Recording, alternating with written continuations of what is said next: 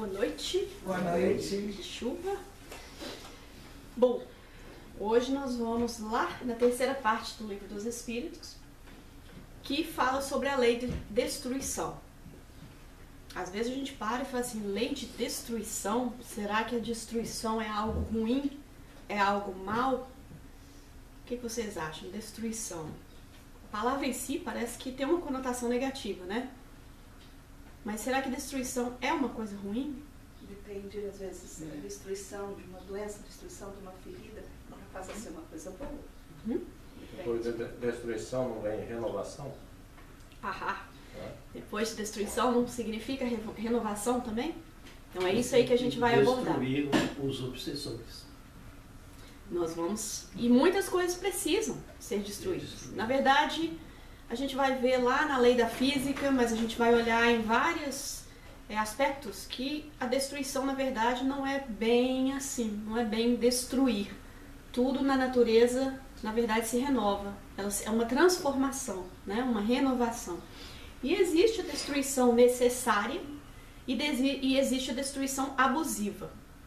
Será que algo é destruído porque tem que ser destruído, ou será que a gente antecipa as coisas também e abusamos de algo que com o seu tempo próprio vai ser destruído? Mas às vezes a gente extrapola e destrói antes do tempo. É aí que vem a responsabilidade do que for destruído. Existe uma separação das três... Ok. Tudo é constituído desses três elementos. Ou é Deus, ou é espírito, ou é matéria. Então, esse pódio aqui é o quê? Matéria. O ar. É Deus. Matéria. Não é matéria. O ar é matéria? Matéria. Eu não vejo ele. Matéria. É matéria. Tudo. E é bem interessante a gente lembrar disso, porque a gente vai basear Deus, a gente está longe de saber o que é. Para todos os efeitos, a gente sempre fala que Deus é um espírito, né, o maior espírito de todos, está em tudo, mas não é tudo. Tudo tem a sua individualidade. Então Deus é sua própria, é único. Nós não sabemos os elementos. No Livro dos Espíritos, no primeiro capítulo, já vai falar que falta-nos um sentido para entender o que é. Então não é espírito, não é matéria, mas a gente não sabe. Então a gente, né, na nossa cabeça a gente coloca que é espírito, mas não é. Deus é Deus, ele é único. Aí existe espírito, que é criado por ele, que vai se desenvolver, né, da pedra, do princípio inteligente, de tudo aquilo que vai passar até chegar ao homem e chegar até o estado angelical. Mas é espírito. E tudo que está cobrindo o espírito, matéria. Perispírito é o quê? Matéria. Então é fácil a gente separar. Tudo que não é espírito é matéria. Então vamos lembrar disso. A matéria se destrói? Sim. Toda matéria se destrói, correto? E o espírito? Não. Então, o espírito é infinito? Não. Eterno. Ele é eterno. Ele é eterno? Infinito? Não vamos colocar infinito, mas o espírito, ele é eterno? É. Espiritual. Teve começo? Teve. Tem fim? Não. Não. Ok. Então, ele teve um começo. Então, ele seria imortal. Ele não morre, mas teve um começo. Certo? O eterno não teve nem começo nem fim. Então, o eterno seria Deus. Então, a gente vai ver que eterno, só Deus. Mas todo espírito teve um começo, mas não terá fim. E a matéria também teve um começo. E vai ser reciclada para virar outras matérias. Então é bom a gente saber disso, porque aí a gente entende. Destruir o espírito, impossível. Destruir Deus, impossível. Destruir a matéria, em termos. Porque na verdade vai se transformar, né? Então, o negócio não está funcionando. Então, na pergunta 728 do Livro dos Espíritos, vai perguntar assim: a destruição é uma lei da natureza? E os espíritos respondem: é preciso que tudo se destrua para renascer e se regenerar, porque isso, aqui chamais destruição, não é mais que transformação. cujo objetivo é a renovação e o melhoramento dos seres. A palavra da ordem aqui é renovação e melhoramento. Um Deus bom e justo não vai destruir por capricho. Ele não vai destruir porque ficou com raiva. Ele não vai destruir porque não quero mais. Tudo que ele criou, né, a natureza é criada por Deus, tudo da natureza não se destrói. Mas, na verdade, vai se transformar. E o objetivo disso é a renovação e o melhoramento dos seres. Então, tudo isso é pra gente.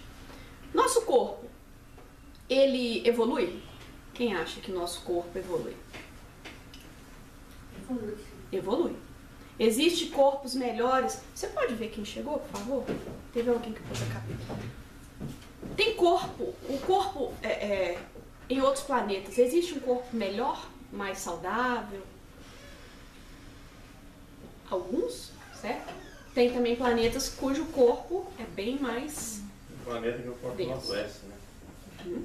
Exatamente. Então, quer dizer, alguns planetas já estão adiantados no que o corpo já não precisa tanto se destruir, porque não se precisa renascer, né? Então, ele já está lá, naquele ponto. Então, aí vai falar, o que a gente consegue destruir, né? Em termos, o que a gente destrói? Harmonia.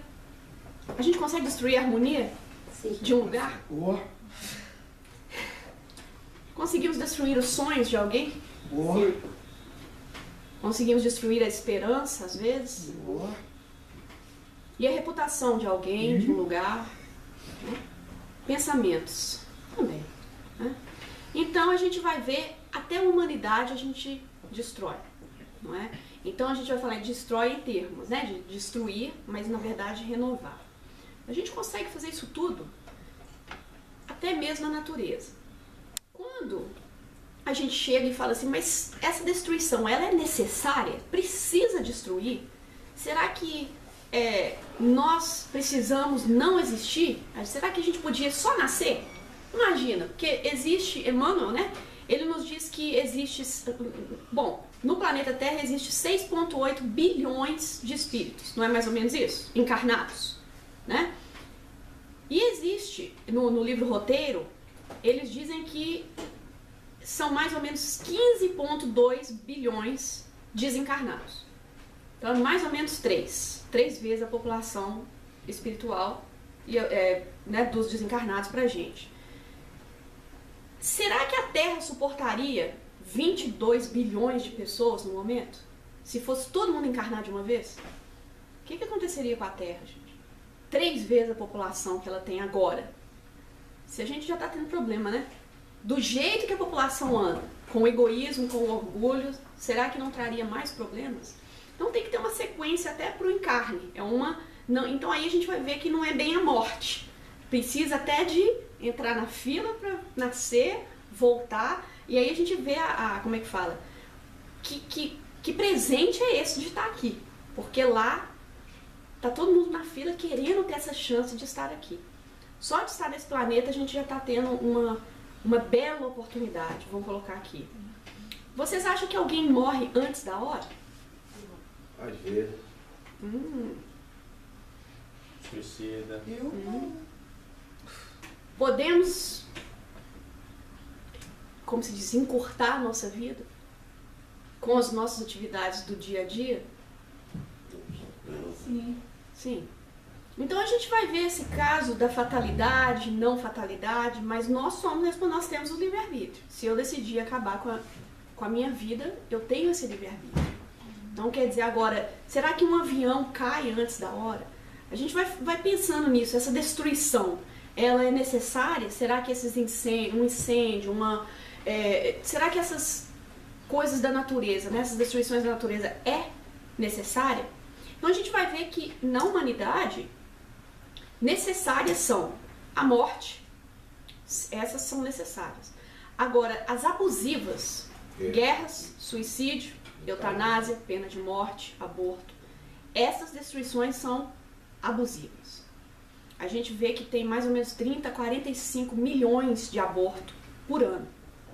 É muita gente que está sendo, né, parado para poder nascer aqui na Terra. Suicídios, as drogas, tudo isso são na parte da humanidade são destruições, né, destruição necessária ou abusiva. A gente vai ver que a morte ela é necessária, mas do jeito que ela vem pode estar sendo abusiva. Mudanças geológicas. Vocês acham que essas coisas que são aparentemente espontâneas, será que elas têm um planejamento? São abusivas ou necessárias? Necessárias. Mas, vamos colocar aqui numa cidade que está com uma enchente enorme e está fazendo, mais ou menos, vamos colocar uma limpeza naquela cidade. Está acabando com a cidade, essa enchente. Mas é porque a humanidade está jogando muito lixo no rio. Aí é abusivo. É abusivo ou necessário? Né? Então a gente vai ver o que é de verdade o necessário com o abusivo. Mudanças geológicas, animais, vegetais, o desencarne. Isso já está não na humanidade, mas na natureza. Destruição necessária ou abusiva. Enchentes, incêndios, novamente o desencarne. O dia, né? Ele morre quando chega a noite. Não é uma destruição, é um fim de uma etapa quando chega a noite. É um ciclo. Se a gente for olhar, é um ciclo. As tempestades, ela é uma higiene para a Terra. Hoje, com essa chuva aqui fora, é necessário ou não? E para os bichinhos que vão morrer por causa da água que vai subir, né? Quer dizer, é necessário. Nem porque alguma coisa vai deixar de ser, ela vai ser abusiva. Então a gente tem que olhar muito o que a gente faz nesse mundo que a gente está sendo abusivo para a destruição daquilo. E o que é necessário. Existe uma companhia aqui nos Estados Unidos, quem já ouviu falar da Monsanto? Monsanto é a maior, ela de patentes. Ela tem, se você sabe um pouquinho sobre patente, né? Todo mundo que cria alguma coisa, que você inventa alguma coisa, você pode ir lá, registrar, patentear um nome que você tem, ou você faz uma invenção, ou seja lá o que for, e você põe um patente, ninguém pode usar aquilo sem te pagar, né? Te pagar uma porcentagem pela sua ideia, pelos, né, as indústrias farmacêuticas. É claro que é assim que funciona. Eu vou inventar um remédio, então eu vou patentear o remédio, vou lá, e todo mundo que for usar do meu remédio, mesmo que eles forem fabricar, eles precisam da minha permissão, porque está dentro do meu patente, e eles vão me pagar a porcentagem daquilo. A Monsanto, ela começou a patentear sementes. Aí entra a coisa, mas a semente, o homem pode criar uma semente de alguma coisa? Certo? Porque aí elas começam a usar a genética, a modificação genética, para criar alimentos diferentes, para criar, entendeu? Então chegou num ponto que aqui nos Estados Unidos, quase todo milho que você come, quase tudo que você come, nossa, quase tudo que você come, na verdade, todos os grãos, a Monsanto tem o patente daquilo. Então imagina quando o ser humano começa a ser dono de sementes. E as sementes da Monsanto têm expiration date. Então força o consumidor a comprar. Os fazendeiros vão jogar a semente lá para milho, e aquela semente só vai conseguir até o milho com um ano ela já não vale mais. Você tem que comprar a semente do Monsanto de novo. Você não pode guardar a sua própria semente, porque ela não te pertence mais. Olha o perigo. Tem lugares que já estão patenteando água. Dependendo da cachoeira, do lago. Então, assim, olha o perigo do homem, de repente, querer ser o dono da natureza, né? Então, a gente vai ver que essa destruição das coisas tem um ponto muito maior, que a gente não está vendo lá na frente o que está acontecendo. Orgulho e egoísmo. Quem olhar essa companhia vai ver documentários, pessoas, fazendeiros acabando com as fazendas deles, porque eles não podem comprar, eles têm que comprar. E se o vento vem, bate na minha fazenda, que eu tenho semente plantada, né, dessa companhia, que é a patente deles, eu paguei, e o vento vem, sopra essa semente para uma outra terra que você é dono. Você tem que destruir tudo, porque a semente não é sua. Nem se o vento levar para a sua casa. Olha para você ver. Então a gente vai ver, aí começa a ver essas mudanças na Terra e às vezes a gente não sabe nem o porquê, não sabe nem o que está acontecendo. Mas essas mudanças são necessárias por causa geralmente do orgulho e do egoísmo. E a gente vai ver uma companhia, que é uma das maiores dos Estados Unidos. Tem patente para tudo, tudo. Tudo que vocês imaginarem, quase tudo. Hoje, quem é o dono, né, nesse caso, é essa companhia. E por que os animais matam? Vamos colocar destruição, né? A gente vai mostrar, mas tudo acaba, morre. Por que os animais matam? A gente pergunta, Kardec pergunta aos espíritos, né? Os animais matam outras espécies apenas para alimentar-se ou protegerem seus filhotes, atendendo aos instintos de conservação. Será que o animal mata, guarda na geladeira, espera 3 dias, volta? O animal mata quando tem fome ali na hora, ou para proteger a sua cria. Então você aquele ali é mau, vou matar ele, né? Ele não vai definir, ele está com fome, ele vai o primeiro que aparecer. Agora, aí a gente, Kardec ainda pergunta assim, no seu estado atual, um homem tem direito ilimitado de destruição sobre os animais? Porque aí a gente começa a ver, e a caça? Como é que fica isso? Né? E os espíritos respondem, este direito é regulado pela necessidade de prover a sua alimentação e a sua segurança. O abuso jamais foi um direito. A caça é predominância de bestialidade sobre a natureza espiritual. A caça por caça. Porque existe a caça, né? E a gente não está falando que nenhuma delas é boa. Quer dizer, quando foi o tempo que era necessário, tava ali, Kardec, os espíritos já falaram, né? Então, quer dizer, necessidade de prover para a sua alimentação. Hoje, aí a gente já vai evoluindo um pouquinho mais. Será que é necessário mesmo? Vai chegar um dia que a gente não vai precisar de matar bichinho para comer. A gente ainda faz, num nível menos cruel, né, do que antigamente. Hoje já é mais rápida, já é diferente de antes. Então a gente vai ver ali, com a evolução, este hábito passou a se tornar foco de comércio ou hobby. Então a gente vai olhar o perigo dessa destruição dos animais por causa do lazer, né, o pessoal que vai para safari para poder matar o bicho para mostrar o troféu. Então a gente vai olhar lá a predominância de bestialidade. Não é uma destruição necessária. Quando eu li esse livro, eu li o outro livro do Stephen Hawking, aí era muito... não dá para entender. Depois você acaba o livro, mesma coisa de você não ter lido nada. Aí ele lançou um outro livro para aquelas pessoas que eram muito ignorantes para entender o primeiro, ele lançou um outro, né? O Universo numa Casca de Nós. Mesmo assim não entendi nada, mas, como se diz, e ele fala assim, não, meu primeiro livro o pessoal achou muito difícil, deixa eu lançar um mais assim, né, deixa eu abaixar o nível, né, pegar a canetinha pra você colorir direitinho, aí também não entendi, aí demorei, li os dois, pensei, mas aí o que a gente tira desse livro dele? E é um físico excepcional, mas no livro deles ele fala que existe o efeito borboleta. Não sei se alguém já ouviu falar, mas o efeito borboleta diz assim, se uma borboleta bate as suas asinhas e faz lá em Tóquio, e faz chover, né, no Central Park em Nova York, quer dizer, existe um efeito, quando a borboleta bate as suas asinhas lá em Tóquio, ela muda toda a temperatura, todo o clima mundial em que ela pode ser o começo de uma tempestade aqui em Nova York. Quer dizer, pela física, ele está olhando aquilo. Então o efeito borboleta é que uma pequena coisa, uma minúscula coisa, tem um efeito de causar uma coisa extraordinária num outro ponto que a gente não tem ideia.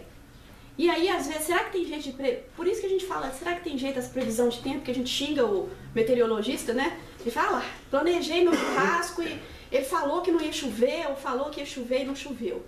Porque realmente não dá para prevenir. Se a gente for olhar essa lógica de uma borboleta, né? E ele está falando, é claro, em termos para a gente entender, pelo menos o espírito da coisa. Então, tudo tem efeito. Tudo ali tem alguma coisa que pode destruir. Algo que a gente faz aqui pode destruir algo em um lugar completamente diferente. E nós somos como as asinhas da borboleta, gerando flagelos para toda a humanidade.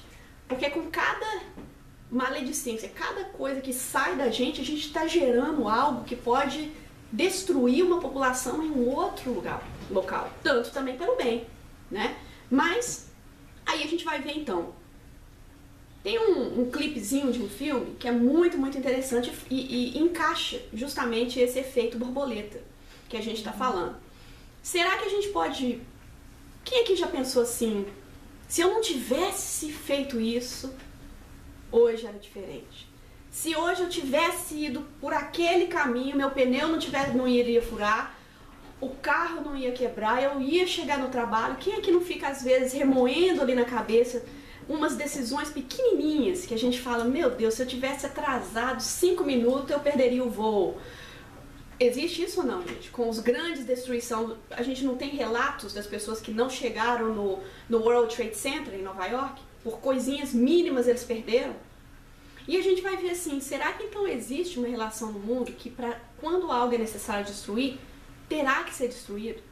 E a gente vai ver aqui, será que eu posso fazer alguma coisa diferente para evitar? Ou será que as coisas são assim do jeito que são? É importante ver esse filminho, ele mostra uma bailarina que nesse dia ela faz algo diferente, né? Então, todos os dias a gente faz alguma coisa diferente. Mas ela faz uma coisinha que vai mudar o dia dela todo. Mas aí a gente vai ver que não é só ela. Tudo que está em volta dela também acontece um pouquinho diferente.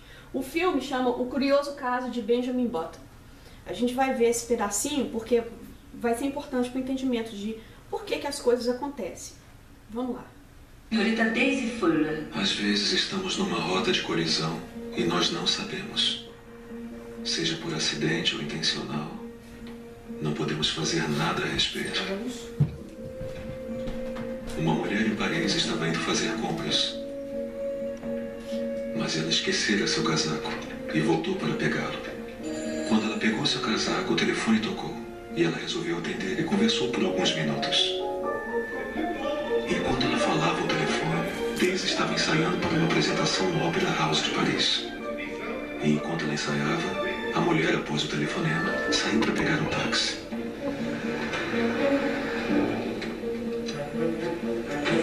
Um taxista deixou um passageiro mais cedo e parou para tomar uma xícara de café. Enquanto isso, Daisy estava ensaiando. E este taxista que deixou um passageiro mais cedo e tinha parado para tomar uma xícara de café, ele pegou a mulher que estava indo fazer compras e que não pegou o táxi mais cedo. O táxi teve que parar. Um homem atravessou a rua saindo do trabalho 5 minutos mais tarde do que de costume, porque esqueceu de ajustar o seu despertador. Enquanto aquele homem estava atravessando a rua, Daisy terminou de ensaiar e estava tomando um banho.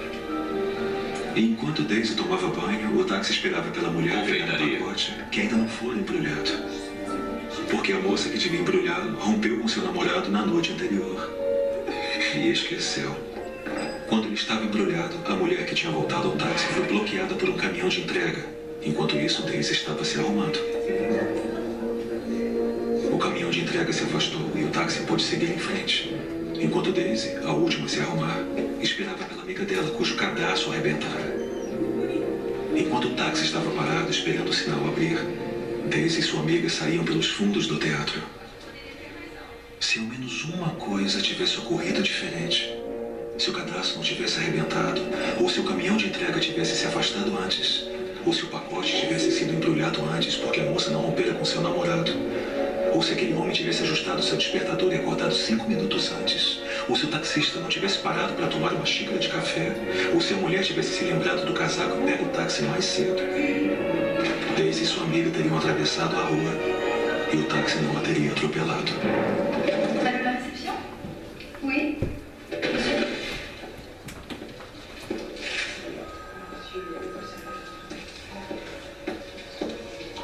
Mas, sendo a vida como ela é, uma série de eventos e incidentes interligados que não se pode controlar, aquele táxi não passou direto.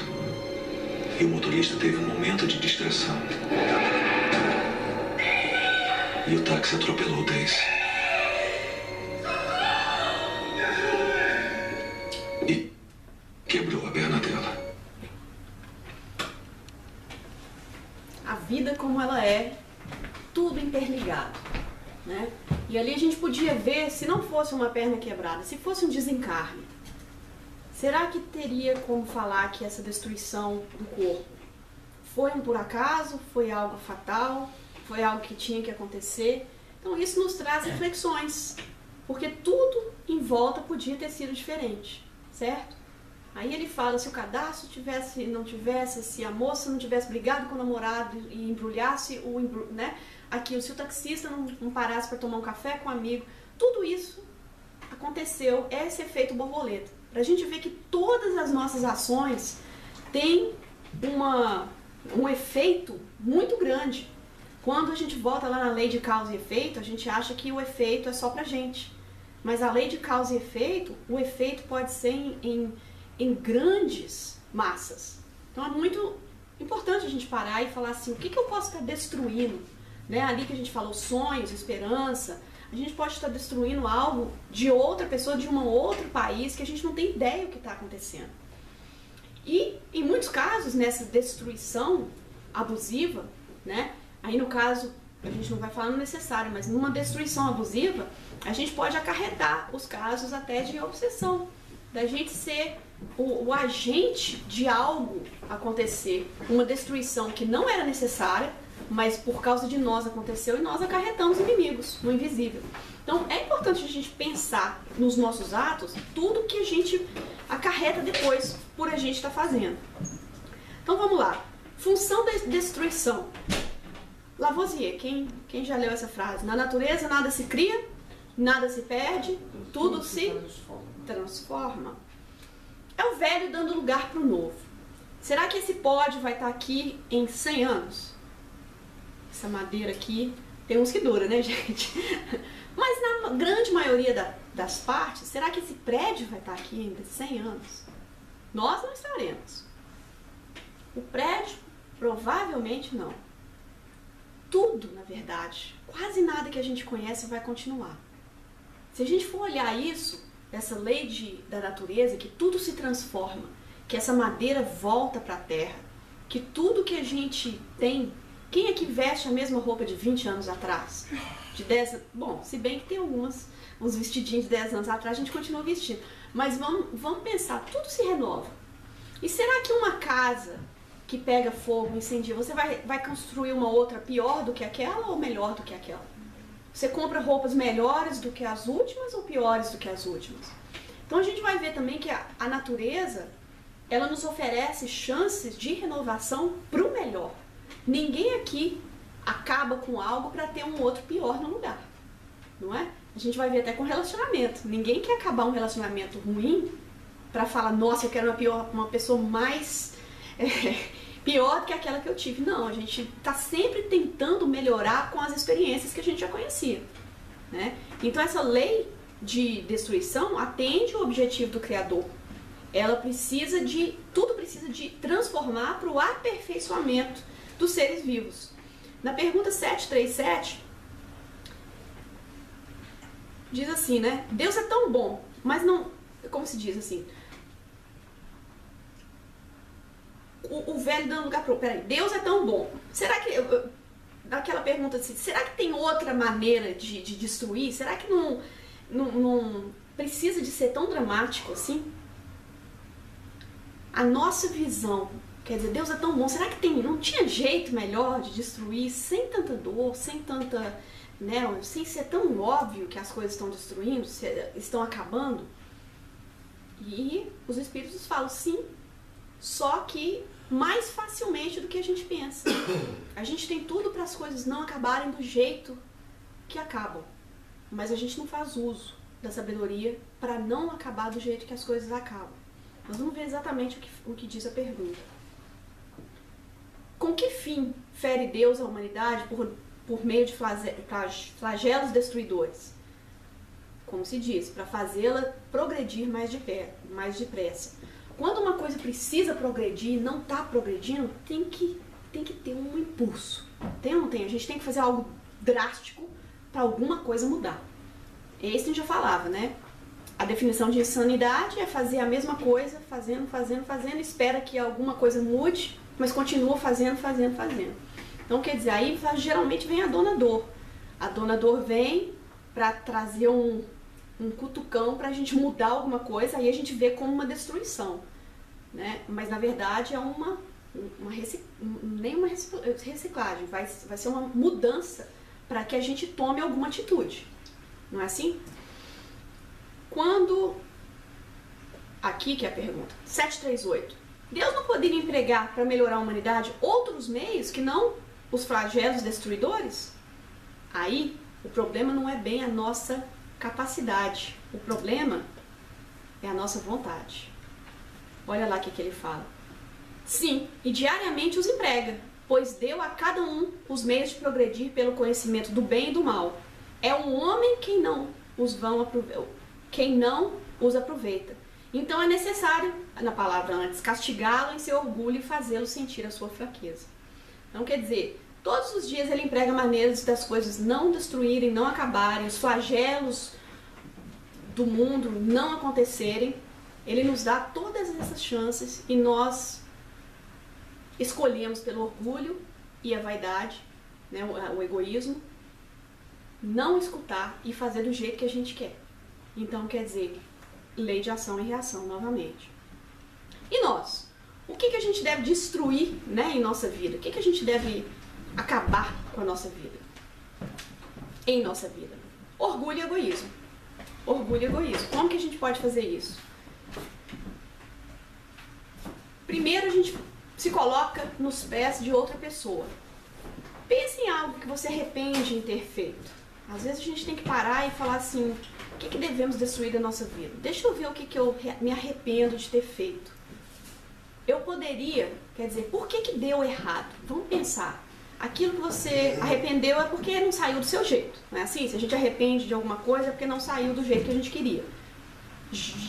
Geralmente a gente fica com raiva porque as coisas não saíram do jeito que a gente queria. É ou não é? Quem aqui... É fácil saber. Eu sei porque que Daniel fica com raiva, Solange fica com raiva, Regina fica com raiva, é porque as coisas não saíram do jeito que você queria. Por isso que você ficou com raiva. As coisas não saíram do seu jeito. E às vezes a gente se arrepende de fazer alguma coisa. Mas se a gente for lá na razão do porquê, geralmente tem a ver com orgulho e egoísmo. Se a gente for olhar por que eu me arrependo de ter feito isso? Porque na hora que eu fiz, quase sempre foi por algum motivo ligado ao orgulho ou ao egoísmo. Então isso pode ser uma coisinha pequena, mas quando a gente vai voltar nos nossos arrependimentos, o que é bom, porque aí vem com conhecimento, porque quando a gente arrepende é porque a gente tem ciência que, né, geralmente fez algo que não deveríamos ter feito diferente. E quase sempre está ligado ao orgulho ou ao egoísmo. Mas se a gente for sincero com a gente, não adianta a gente tentar, mas eu tinha que fazer porque a pessoa era malvada. Ah, eu tinha que ter feito isso porque não. Se a gente parar de culpar todos e falar, será que existe uma pontinha de orgulho ou egoísmo naquela atitude que agora eu estou arrependido? Será que eu fico com raiva? Ah, mas eu tenho o direito de ficar com raiva. Fulano fez isso, ó. Fulano não ajudou a mulher ali a atravessar a rua. Mas você tá com raiva porque você queria que ele tivesse atravessado ela, né? E não saiu do jeito que você queria. Então você ficou com raiva. Mas por quê? O orgulho ou o egoísmo. Você queria que tivesse acontecido da sua maneira. Então a gente vai olhar se isso tem a ver com essa destruição. Existiu em 1871, em Chicago, um grande fogo. 1/3 de Chicago foi destruído. A gente vai olhar aqui nas leis de destruição. 1/3 da cidade foi destruído por um incêndio. Tudo em Chicago era feito de madeira. As casas eram todas de... Não é bem diferente, mas não tinha aquele repelente do fogo embutido nas... como se diz? Entre, né, as paredes de madeira. Então tudo ali era flamável, né? Então a gente vai ver que destruiu tudo isso e a gente ficou pensando, mas... Nossa, acabou completamente com 1/3 da cidade de Chicago. Será que isso aí foi uma destruição necessária, uma destruição abusiva? A gente vai olhar lá em Johnstown, em 1889, existiu uma enchente também, que destruiu praticamente a cidade. Essa enchente também aconteceu e fez muitas pessoas se perguntarem se foi necessária ou se foi abusiva. Então a gente volta lá, primeiro vamos lá em Chicago um pouquinho. O que saiu? Aí a gente vai ver o que sai das grandes destruições. Geralmente sai alguma coisa diferente. Quem já foi em Chicago depois de 1871? Ainda não fui. Tá dessa maneira? Não tá. Chicago é uma cidade super industrial. Prédios, arranha-céus, muita coisa de vidro. Depois dessa destruição foi implantado que precisa de usar material que não seja inflamável. Inflamável? Inflammable. Meu inglês é melhor que o português, então às vezes eu... Então, depois disso, já não podia fazer mais. Aí criou, né, grandes problemas, porque muitas pessoas não queriam, era mais custos e tudo isso. Mas depois desse incêndio, teve que haver uma grande mudança nas leis. Não pode mais construir casa com nada que não seja a prova de fogo. Com essa enchente, não foi muito diferente. Clara Barton, ela foi a pioneira da Cruz Vermelha. Por causa dessa enchente, as pessoas começaram precisavam dar aí a Cruz Vermelha, de apoio, de ajuda. Aquela coisa em que um desastre foi a decisão de algo grandíssimo continuar no mundo.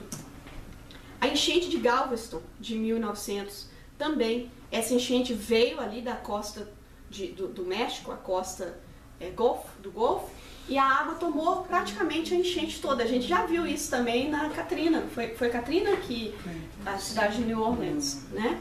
Então a gente viu ali, mas depois dessa enchente foi construído o quê? Os grandes muros, os levees. Então, quer dizer, para aprender a respeitar a natureza. Então essa enchente foi a última que realmente aconteceu, um desastre em tão tamanho. E depois disso, é claro que houve, que a gente vai até ver, o Katrina, em 2005. Dá pra lembrar, gente? 11 anos atrás. Parecia que era hoje, né? Ontem, na televisão. E vocês lembram que o Katrina, a gente vai ver destruição abusiva ou necessária. Os meteorologistas, eles avisaram antes. Alguns dias antes, algum tempo, estava se formando, está chegando, saiam, vão, estamos mandando ônibus. E algumas pessoas tinham a maneira de sair e não saíram. Quer dizer, a gente vai parar e olhar, será que essa destruição foi necessária fisicamente, mas as pessoas que faleceram ali tiveram uma escolha de sair, será que foram abusivas elas mesmas de não terem saído? E outras ficaram. Existiu várias pessoas que ficaram não porque elas quiseram, mas porque não conseguiram ajuda chegar até elas antes. A gente vê vários lugares de nursing home, de asilos dos velhinhos, de hospitais que não conseguiram fisicamente sair desses locais. Mas a gente vai ver que no fim disso existe sempre uma destruição necessária. Todos os grandes acontecimentos da história precisou daquilo acontecer. E que ninguém ali, nenhum de nós desencarna antes da hora realmente, é claro, em algumas circunstâncias que a gente falou ali antes. Mas na grande maioria, nós temos um planejamento quando a gente chega aqui. A gente vai ver que muitos de nós decidimos encarnar em conjunto com outros espíritos que estão muitas vezes endividados, que precisam praticamente esforjar, né, aquilo que ainda ficou de algum abuso que ele cometeu em uma outra existência. Precisa ainda resgatar alguma coisa coletivamente. Quem é que lembra teve um circo em São Paulo que pegou fogo, um circo. No Rio de Janeiro, de Niterói. Foi. Garcia. Foi. Não, Foi outro não. Mas foi um circo do americano, alguma coisa. Isso.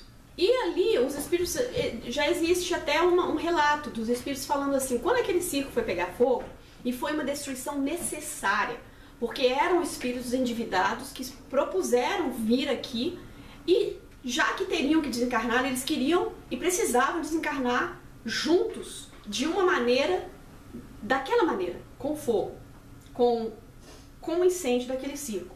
Mas e as pessoas que não eram mesmo para estar lá naquele circo? A gente pergunta, né? Elas não estavam. É aí que está. A espiritualidade, o nosso elo com a espiritualidade, aí a gente vai ver das coisas que a gente não faz ideia que a gente é tirado. Tinha pessoas naquele dia que os pneus furavam pelas mãos de espíritos. Tinha pessoas que se perderam Tinha pessoas que os alarmes não funcionaram naquele dia para estar naquele evento, para se atrasarem. Lembra daquele filminho que a gente acabou de ver ali? As coisas acontecendo, mas os espíritos diz que deram um trabalho danado para algumas pessoas que insistiam numa coisa, mas eles falaram, não é o seu dia, você não é para estar naquele circo. E eles faziam de tudo para essas pessoas não conseguirem chegar. Então, quer dizer, nossa ligação também com a espiritualidade, a nossa entrega, a nossa fé, que às vezes alguma coisa não é para ser, e a nossa insistência em alguma coisa que não é para ser, age muito contra nós.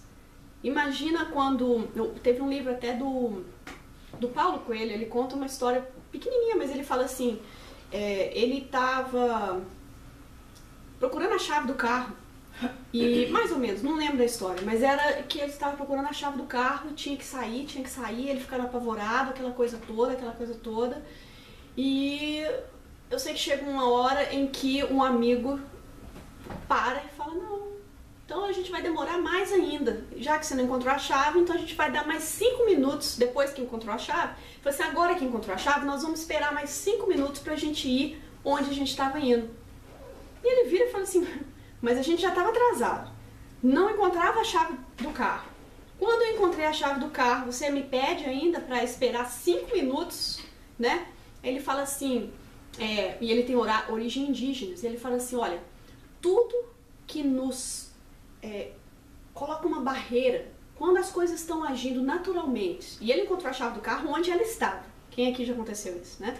Então ele fala, quando as coisas acontecem que te tiram do ordinário, do natural, ao invés de você agir contra elas, pode ser ali que você tem que ajudar a elas para entender que existe uma causa maior. Que ali pode ser onde você está evitando algo destruidor, algo que não está na hora, uma coisa abusiva, não necessária. Não é necessário você estar lá nessa hora.